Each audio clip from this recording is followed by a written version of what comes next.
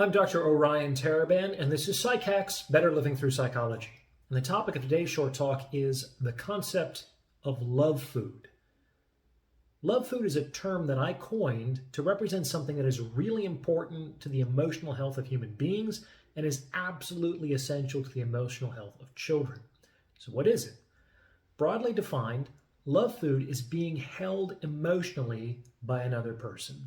And in the context of children, it's being held emotionally by a parent. This could mean attention, affection, love, admiration, praise, acknowledgement, consideration, appreciation, etc. All of these are forms of love food. So, what's the significance of this concept? Well, what I'd like you to consider is that a family is like a little ecosystem, kind of like a little rainforest.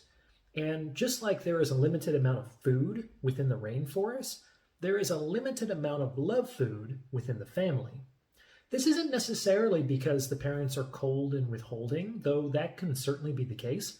This is because the parents are human, and they only have so much time and energy and attention. And they're not going to allocate those resources equally across multiple children all of the time. It's just not possible. So there is a limited amount of love food in the ecosystem of any family, and each child only has access to a portion of it. And what happens in the context of a family is that children over time come to cultivate roles. They come to occupy niches within the family ecosystem that will maximize their access to parental love food. And typically this is all done unconsciously through reinforcement processes. The parents generally don't know that they're encouraging this process, and the children generally don't know how they're being molded by their environment. These reinforcement contingencies are unconscious processes that drive specialization, just like in the rainforest. The rain frog doesn't consciously evolve sticky pads on its toes so that it can cling to trees and evade predators. It just kind of happens because the frogs that had stickier toes tended to survive and the frogs that didn't tended to get gobbled. So the process of specialization within the family ecosystem typically occurs completely unconsciously. It's not anyone's fault, it just happens.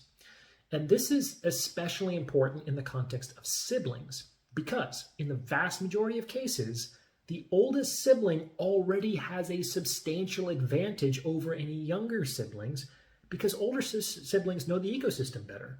And they've already kind of spent time specializing in a given direction. Consequently, the route to specialization that is occupied by the eldest sibling is effectively closed off to the younger siblings, who then have to find other ways to compete for the limited supply of love food in the ecosystem. In the vast majority of cases, younger siblings just can't successfully compete in the same domains with their bigger, stronger, more knowledgeable, more experienced older siblings. So they have to find other routes to specialization to survive in that ecosystem. And that's how siblings tend to occupy different roles within the family over time. And the last thing I want to point out is you can take the person out of the family, but you can't always take the family out of the person, which is to say, if we don't acknowledge and process the specializations that we adopted in childhood to secure love food within the family ecosystem, then these specializations can actually follow us for our entire lives, for better or for worse. If you ever want to understand why people are the way that they are, you have to imagine them in the circumstances that created them. It's like if you go to a zoo and you see a jaguar, you might think, why does that jaguar have spots? That doesn't make any sense. But if you then saw that jaguar in the jungle and the light was filtering down through the leaves and leaving this dappled pattern of shadow on the ground, you're going to say, ooh, I understand why jaguars have spots. It makes sense now. Now, humans are a little different from jaguars in that they have the capacity to overcome their circumstances, but it's not easy to do. And we do have to make a concerted effort to try. What do you think? Remember to like, comment, and subscribe for the algorithm.